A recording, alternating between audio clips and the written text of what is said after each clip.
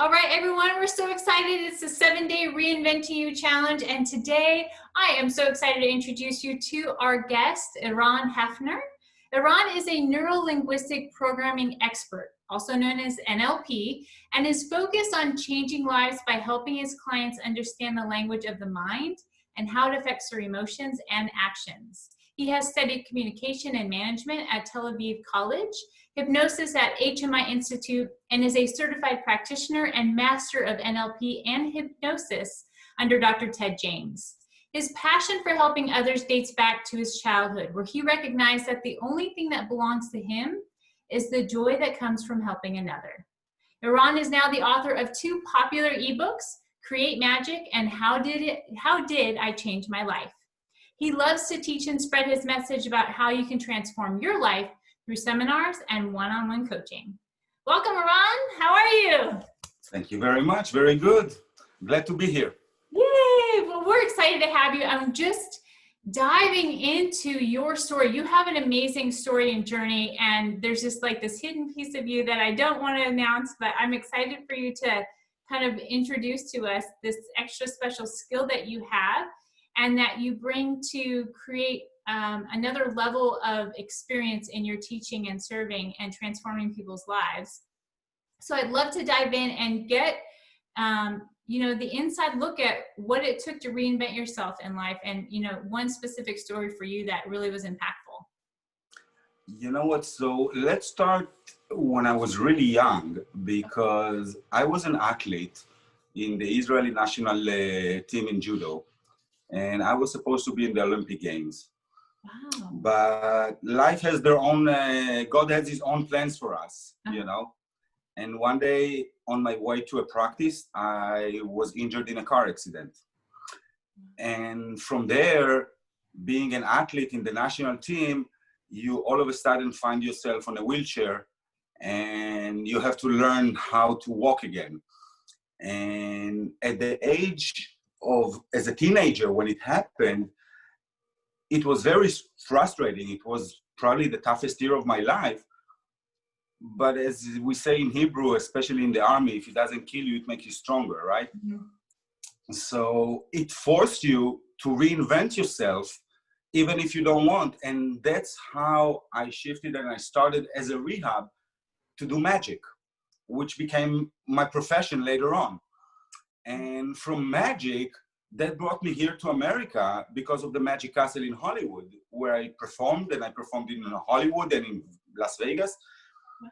And when I came here, I used to work as a limousine driver. You need to eat. When nobody knows you, you still need to eat. Yeah. So I used to work as a limousine driver, and I had the pleasure to take a couple to the port in San Pedro. And when I enter their house and I see the lady, I tell to myself, I know her. And when I see the husband, I say, I know him too. I don't know from where, but I know them. Mm-hmm. And as they come into the car, we start to talk. It turns to be they are magicians. They are the 2 best mentalists in the whole world. Wow. And they want to perform on a cruise. It turns to be that they know my magic mentor here in Los Angeles. And we had a great conversation, and they took my phone number, and when they came back from the cruise where they performed, they invited me to their house to spend a weekend, and they taught me everything you have to learn about what we call Eastern magic, like mentalism, okay? And they really revealed everything to me. They taught me things that I wasn't even aware that exist. And from there, I started to learn hypnosis. I went to Las Vegas, I saw a hypnosis show, and when the show was over, unlike most of people, they said, wow, how did he do that? How did he do that? No, I said to my wife, I want to own this skill. I have to find where I learn it. Yeah. And that's how I joined the HMI and learned hypnosis. And since I love to read books and educate myself and go always to the next level and get more challenges, I found about NLP and I started to learn NLP, and then I got my practitioner level, my master level, and actually now I'm in school again to get my final certificate in NLP, so I can actually open a school and certify people all the way to the level of master in NLP, which is a great tool, especially for us as coaches, because then we can give to our client not only accountability on their goals, but also actually give them a very unique tools in order to achieve their goals, not just to write their goals, not just accountability. Because like you said in the beginning, it all comes down where it finds us with the emotions. Because the emotions are the trigger for everything. The emotion will cause the motivation or lack of motivation. The emotion will create the will to do or not to do something. The emotion will give us the spark or paralyze us. Depends what type of emotion we're experiencing. So that's why I think that dealing with emotions is very important in order especially to help people to remove the baggage from their shoulder so they can really focus on what they really want. Because unfortunately, from working with people live for the last decade or so, most of the time when I ask someone, okay, so what do you want to achieve?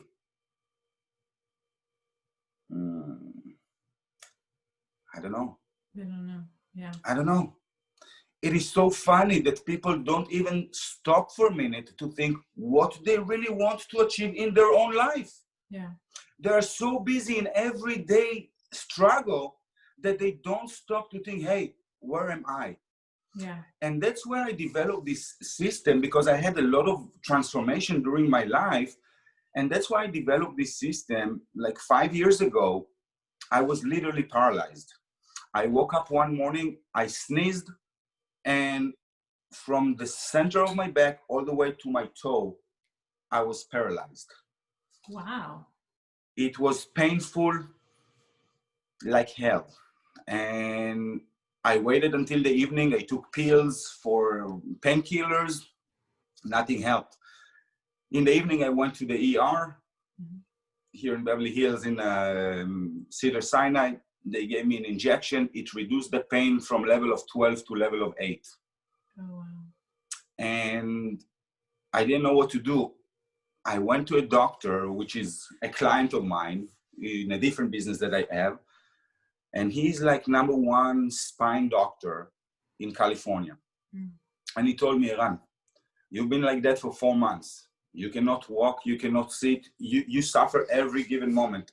We need to operate. But before I operate, I want to give you one more thing to do to see if it will help. I said, I'll take it. What is it?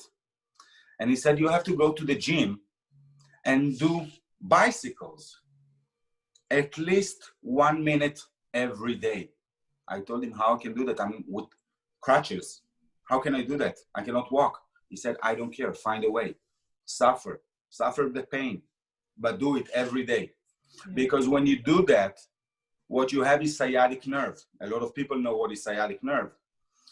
And when you do the bicycle, it actually work on the muscles and on the balance to bring everything back to place because of the motion that it creates. And that's what I did. I went every day. My wife took me to the gym. She was waiting outside with the car because I went in for a minute and a half, and that's it, and come back. Suffer, crying, you know, everybody at the gym knew me already because I come with crutches and go to the, can't walk and go to do bicycles. Wow. And after a week, I already could do like 3-4 minutes, and it started to release the pain. And after 2 weeks, I already did like 10-15 minutes. And after a month, I had no pain at all. Everything was over. Everything was over. So that brought me the idea to write the book, How Did I Change My Life? Because this has really changed my life, you know, from not being able even to move to go back and do martial arts again, you know. So it is a huge change. Yeah. And what I want to tell people, and that's what I try to explain all my clients.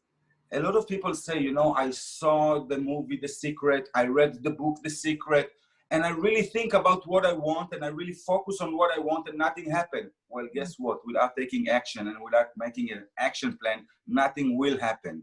Okay? Yeah. So the action plan is hard. The action plan is tiring. Sometimes it's frustrating. Sometimes it's tiring. but this is the way. And that's why I tell all my clients, trust the process. Trust the process. Because when you trust the process, even if you have a bad day, that's okay. Because I teach how to create the motivation within you. So when you have a bad day, and I will give an example shortly. So when you have a bad day, you just go back to the source of motivation of why you are doing what you're doing. And if your why is not strong enough, we need to work on your why. Because if your why you do what you do is not strong enough, when you will have obstacles, that's where most people gives up. Yeah. But if your why, if your motivation is very strong, obstacles becoming only a challenge, not something to stop because of it. Does that make sense? Yeah, absolutely. I'd love to just clarify the process that you so beautifully laid out. It's like in life, we emotionally are challenged and we're frustrated, and we honestly, a lot of times don't even stop long enough to identify what it is that we want for our lives. We can tell you a million ways what we don't want, but we really have a hard time identifying what we do want. And sure. Then from that place, once you know what you want, identify that why and create an action plan, and recognize that in the implementation process, there's going to be suffering, there's going to be challenges, but you have to take consistent action, trust in the process to get the results that you want. Is that, am I kind of on the right track of what you're trying to convey? Absolutely. Absolutely. I'll give you another example. Sure. I'm 45 years old, just turned 3 months ago. And I decided to give myself a birthday present and buy myself a surfboard. I never surfed in my life. So that means I need to go and learn surfing at the ocean. I bought a surfboard. I didn't know if it's a good one or not a good one, but I had my goal to learn to surf by the end of the summer. So how many months did that give you? Like 3 months. 3 months. Okay. 3 months. And what I did, I bought a surfboard. First of all, I didn't even know if it's a good one for me, but I needed to do the first action that will say, okay, you started, there's no way back. Okay. So I bought the surfboard. I took the surfboard to the beach. I met some, I tried to surf. I couldn't. The water was very cold. I went into the water without a wetsuit, without nothing, and one of the surfers saw me and he said, listen, you're a beginner, right? I said, you know what? Yes, it's my first time ever. He said, okay, so listen, you don't have the right equipment. So if you're going to keep trying with this equipment, you're only going to get frustrated and you're going to quit. So here is what you need. You need this wetsuit, you need boots because of the rocks in the water, and you need a longboard. Go get those and you will see that everything will be easier for you. Now, when I said that I want to learn to surf, there's 2 things that I needed to take into consideration. I haven't been wet in the ocean for about 20 years. Wow, this is crazy because you're just like, I want to learn to surf, but I haven't been in the ocean and I have no idea what to do. That's awesome. I love it. Talk about reinventing part of yourself. You're just diving in, literally. Thank you. So I had to create a very strong why I want to do it. Now, it goes back to my childhood that I wanted to surf for fun, but because I was an athlete, I was too busy, so I couldn't spend time in the beach. And then when I was injured, I couldn't do it because I had a bad knee. So you put it aside, but instead of fulfilling my dream, I sent my young brother, I bought him a course of surfing and I bought him a surfboard so he will surf. And he's surfing until today. It's been like 30 years. Wow. And he's surfing until today. And when my son was 13 years old, I sent him also to a surfing school. And so it was always like in the back of my mind. I like it, I want it, but I never did anything to really try it myself.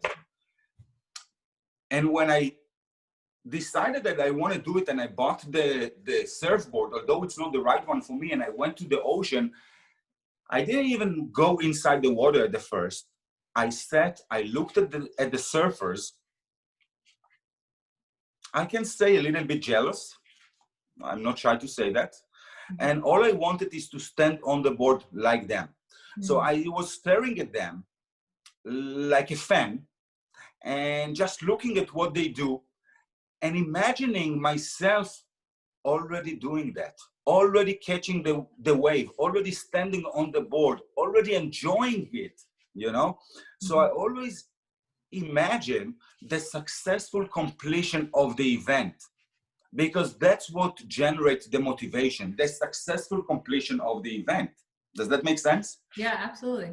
Yeah. And then you hear top athletes talk about that, is that they already envision themselves winning the key events. They're not waiting to, for someone to falter and then saying in their head, yeah, and now I have a chance. They already see themselves at the finish line. For sure. Yeah, for sure. Absolutely. For sure. That's why I mentioned before me being an athlete, because especially in martial art, but any type of athlete that is going to the league of really competing must learn how to control his state of mind to be a winner at all time, because that's, even as a magician, even as a magician, not every time that I have a magic show schedule, I really want to feel like doing magic and being the entertainer that night, but the show must go on. So you must know how to do it, whether you want or you don't want, you must do it. And that's why even surfing becomes something in my schedule. Twice a week, it's in my schedule. On Wednesday at 3 o'clock, I'm going to the beach. You cannot schedule an appointment with me at Wednesday at 3 o'clock. And Saturday at 2 o'clock, I'm heading to the beach. So it's in my schedule. It's part of my routine. Because when you want to make something successful, you must make it a habit. You must make it consistent. And there's one sentence that I really love, and it's here in my house. There's motivation sentences everywhere. And it says like that: the most difficult thing is the decision to act. The rest is merely tenacity. And this was said by Amelia Earhart. I'm sure everybody knows who she is. Yeah. And this sentence really, really, really in my mind all the time. Because when someone wants to do something, as a soldier, previous soldier, the commander doesn't tell you how to do it. He just tells you do it. You have to figure a way how to make it happen. Yeah. And life is the same thing. You have to know what you want, and you have to find a way how to make it happen. Nobody's giving presents for free, but everything you want is out there for you to go and grab it. Yeah, absolutely. Yeah, that makes a lot of sense. And it's so, in this process of diving into surfing and just in speaking in general in life, and you're pursuing something, you've got to really have your mindset and your focus and that success mindset, like we just addressed, and then that non-negotiable. Put it in your schedule, make it happen, no excuses. You've got to show up in your life if you want to really create change, if you really want to achieve that thing that you're seeking after. It sounds like even from a childhood, this is part of what was wired in your brain, like maybe as a natural ability. And it sounds like as you developed, as you became an adult and stuff like that, and you went to school to learn about neuro-linguistic programming, NLP, that gave you an understanding of what you already had the talent and skill to do. And now you teach others. Is that correct? That's absolutely true, because I started to do martial arts when I was 5 years old. So I've been doing that for almost 17 years. And then I keep doing that in my adult life as well. And this is definitely wire everything into your brain and into your muscles, that repetition is the way to learn. So even now that I'm surfing, I have my friend that helped me to surf, and he was the first one that pushed me into a wave to teach me how to stand on a wave. And actually last week he was with me on a session on the beach, and we went to surf together after he didn't see me for like 2 months. And he said, Eran, that's unbelievable how you surf now. You should teach me. How do you do that? I said, you know what? 4 hours twice a week pays off. After 3 months, you see results. There's no other way. There's no other way. Yeah, dedicate the time, put it in. Correct. Get beyond the cluster of what's in front of you and really step out and jump in and go full force. It went to a point that even one day that I didn't feel very well, okay, because of my shoulder from the previous session in the ocean, I still took the surfboard and went to the beach. I knew I'm not going to go to the water this day because of the pain that I had, but still it's in my schedule. I cannot break it. It's a habit that is important for me. I have to keep it running. Yeah. Well, that's awesome. That's amazing. I love that. Thank you. That is so cool. So can you tell us too how, you know, kind of your hidden ability, well, I guess it's not hidden, but just how you incorporate magic to maybe share a lesson or just understanding maybe the mindset or how we might perceive things in life. Do you have any examples or any messages around Sure. So let me go and grab something so I can show you. Okay. Okay? Okay. Beautiful. I hope you guys are seeing the value in this and how much great information he is providing to us. Oh, he's back. Okay. So basically, our mind tricks us all the time. Okay. And the main issue is that we follow the eyes without questioning. And that creates sorts of beliefs that we then adopt. The problem with beliefs that we adopt is that they become part of our life and they actually start to determine our life. Some of the beliefs are completely wrong, but we still live by those beliefs. I will give an example. Okay. I was a smoker. I used to smoke cigarettes. Well, I lost you on camera there. There you are. Hello? Yeah. I used to smoke cigarettes and I quit. So in my mind, when I started, and I used to smoke over 20 years, smoking was either fun or cool or stress relief or whatever justification that I gave to myself in order to support this belief. Although logically, I know that it's bad, you know, we still tend to justify every behavior that we do so we can live with our behaviors, even if it doesn't make sense completely. Yeah. And what I want to show you now is how we can easily shift and change our beliefs. Okay, so for that I brought this box here. It's a blue box. Okay, now it's a very old box, that's why it's torn in different places. It's over 100 years old. I got it from a magician that got it from a magician, and now I have it. And if I open this box, you see that inside there is a red box, right? Mm-hmm. So now I'm asking you, which box is bigger, the red one or the blue one? The blue one. The blue one, you're absolutely sure, right? Now, what happened now if I take the red one and I open it and I close the blue one and I put the blue one into the red one and close the red one? So now, which one is bigger? The red one. It grew. It grew. What grew is our limits. That's what grew. Yeah. Okay. So that shows us, and that's a really good visual example that I show to when I do lectures for companies, or when I do one-on-one sessions, or when I do my 10 weeks challenge of reinventing your life, of reprogramming your mind for success, it's called. Because when you realize that what your eyes see, it's not reality. When I teach how we shape reality, people really start to understand that everything they thought is almost meaningless. And think about it this way. If I have a cup of coffee, let's say that we sit together in a restaurant, okay? And I ordered a cup of coffee and you ordered something to eat. Okay. The cup of coffee is sitting on the table. Does it have a meaning by itself? Well, it's a cup of coffee.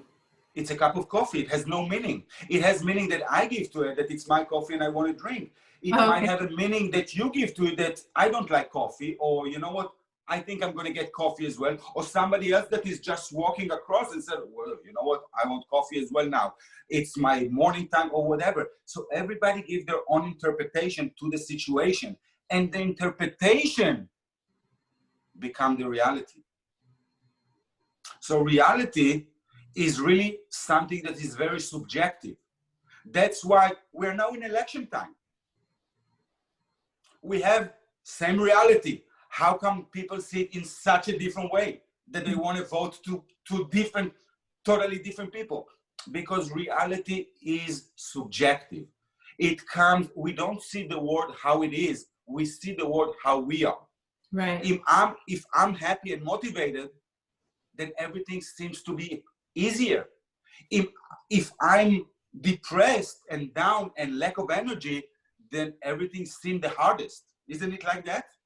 Yeah, absolutely. I totally agree with you. Yeah. Perception is everything. And we base our perception on our own life experiences. That's why when they say, you can only, like in a conversation with someone, you can really only have a conversation and go to the extent of what your knowledge is, and then you have a cap. And then that's why it's so important that we keep growing and evolving our brain and learning, is because to really shift our perceptions and really see beyond the limits of these stories that we're playing in our mind, we've got to continue to grow and develop. And so it sounds like neuroplasticity is a tool that is utilized to help you get really clear about your thought processes, maybe, and your belief systems and your perception, so that you can shift those. Is that correct? Again, I'm sorry. So neuroplasticity is the tool that you use when in helping someone see their perceptions and their thought process and help them shift. You meaning NLP? NLP, yes. Yeah, I'm using NLP in many different ways in order to reframe people's situation, in order to show them more options, how they can operate. And because when you see more options, then you can make a better educated decision which route fits you better. Yeah. There's no two people that are the same. Right. So that's the reason when I talk to my client, first of all, I want to know what success means to you. Because for everyone, success means something different. And if I will try to help somebody to achieve what I have or what I want or what I need, that most likely will be completely not appealing for him. Right. Because he has his own model of the world. Yeah. So the first thing that I have to do is definitely get to know the person that I work with and see what's important for them and what success means for them. Mm-hmm. Because in NLP, we learn that words are labels for experience. So what I have as an experience, probably you have a different experience of the same thing. Sure. Mm-hmm. Or a little bit experience, but different. But for sure, we don't share the same experience. And you can see that in situations when we meet with friends that we haven't seen for a long time. And we sit and we talk and we all of a sudden remember, oh, you remember we went to vacation like 5 years ago and it was so much fun. We went to San Diego. And then you start to tell how you remember the vacation. And one of your friends says, no, it wasn't like that. Don't you remember we went here and there and we went this and that? Is he lying? No. Mm-hmm. Are you lying? No. Everybody remembers what he remembers, and that's his reality of this event. Yeah. And the far we go from the event, our story changes. Yeah. It do fine-tuning to meet our current values and beliefs, because our current values and beliefs are changing all the time. I'm not the same person that I used to be 20 years ago. And I'm not the same person that I used to be 10 years ago. I evolve, hopefully for good, but I change, I evolve. Yeah. And so is everybody else. So don't let your past hold you back and stop you from achieving what you really want now. It's never too late. It's never too late. That's why, by the way, my main people that I work with, the majority of people that I work with is actually people in the ages of 40 to 60 that are tired of their routine of the last 20 years, raising a family and do the same thing over and over every day, work, kids, work, kids, work, kids. And now they want, and that's what happened to me. That's why I went surfing. Because you need, after 20 years of a routine, you need something new. You need something exciting. You need something that will ignite the fire in you. Yeah. So some people call it middle life crisis. I just don't think it's a crisis. I think it's a present if you know how to use it. Yeah. You know, it become a present, not a crisis. Yeah. Oh, that's beautiful. I really, really love that. So it sounds like, you know, the journey in reinventing yourself and just in how you serve and educate, it's really just, it comes down to get really clear on what it is that you're desiring. What are you aching for in your life? You are in this so-called midlife crisis or this place of this opportunity, and dive in, whether you're prepared or not. And your example of surfing was a perfect example of that. You know, trust the process of, okay, I'm going to dive in. I don't know what I'm doing. I don't know if I bought the right equipment, but I'm just going to dive in. I'm going to trust that the process will work itself out. And it did. You go surfing and you've got somebody that gives you some direction, and then you put it on your calendar, you make a consistent habit, and you begin to develop. And now you have a friend that wants you to teach them how to surf at a higher level. So just through that commitment and the consistency and jumping in, life has shown you the direction. You really focus on your mindset and not having negotiables, and shifting the perception of, you know, I'm 40, how old were you? 40, were you 45? 45. I'm 45. 45, and you just dove right in. So really, our age is not our limitation, our mindset and our perception is. Correct. Yeah. Correct. The body, I mean, I cannot say the best shape of my life because I was a professional athlete, so I was in a better shape. But for 45, I'm in very good shape. You know, I run with my kids. I do martial arts. I surf 4 hours in a row. I do a lot of things that younger people cannot do, you know. But it's because I take care of my body and I take care of my soul and I take care of my food, and I don't eat McDonald's and I don't eat, you know, all this junk. Mm-hmm. And sometimes I do, not McDonald's, I hate it, but but I try to eat healthy, you know, and I try to keep my diet healthy, and I try to keep my daily routine healthy with enough sleep and with enough exercise and with a little bit of everything. So my day is very interesting, and I love my day. You know, I wait to wake up in the morning, which it's not something that is you take for granted, because a lot of people don't want the morning to come. Yeah. Unfortunately. Yeah. Yeah. Well, wow. Well, thank you so much. So can I just wrap up with, do you have any special suggestions or perspectives or tips that you might want to share that we haven't covered, because you've provided so much insight in your stories and of how you reinvented yourself throughout your life. But do you have anything else you wanted to share? Absolutely. So the first thing that I would like to share with everybody is, number one, sit with yourself. I call it a date with yourself. And really get to know you. Before you get to know anybody else, get to know you. Who you are, what you want, what's important for you. And do me a favor, write it down. Take a notebook, write it down. Why does that help? What's that? Why does that help?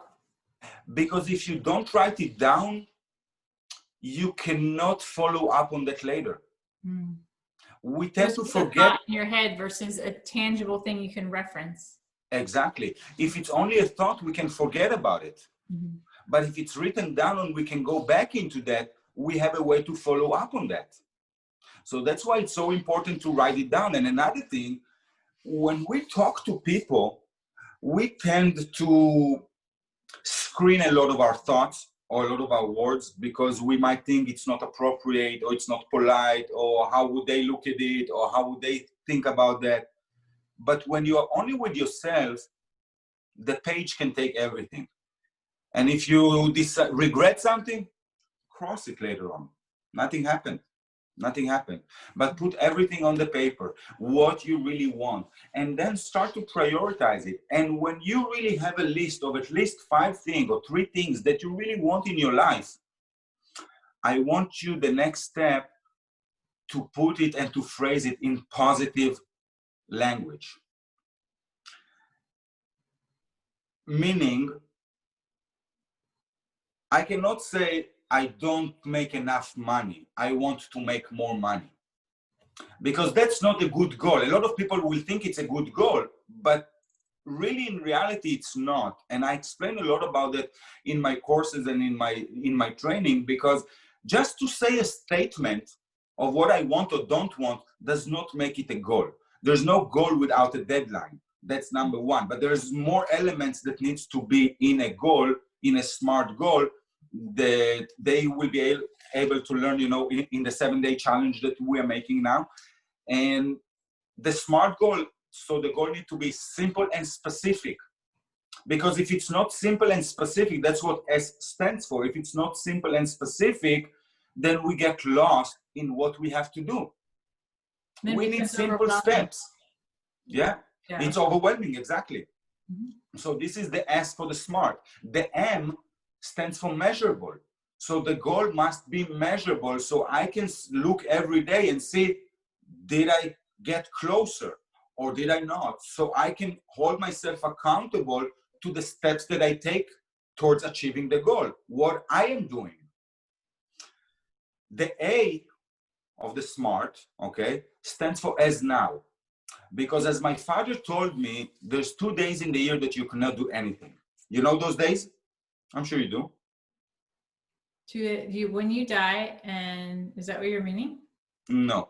Not that extreme. There's 2 days in the year that you cannot do anything. Oh, okay. No, I don't know. What 2 days? Tomorrow and yesterday.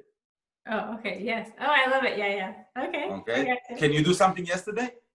No. No. It's gone. Can you do something tomorrow? Eventually. But not, no, because when you're going to do it, it's going to be now. Yes. Yeah. So you can plan to do something tomorrow, but when you do, it's actually now. So we only live in the now. We must plan the future, but we only live in the now. Yeah. And that's very, very important, because if you know people, they say, yeah, tomorrow I start a diet. Tomorrow I start to go to the gym. This tomorrow never comes. Yeah. This tomorrow never comes. Yeah. So that's why we have to state everything in a positive, as I already do. I am on a diet. I'm eating this and that. I am on a new schedule. On Wednesday at 3 o'clock, I'm on my way to the beach. I am doing that. It doesn't matter that today is Monday. I state it as I am doing that. It's very important, because it's like a contract with myself. So then what will happen is that my unconscious mind will remind me to go. Then it will be the tenacity, whether I go or not. But my unconscious will remind me. Okay? But if I will ignore my unconscious, he will remind me one more time, and one more time, and one more time.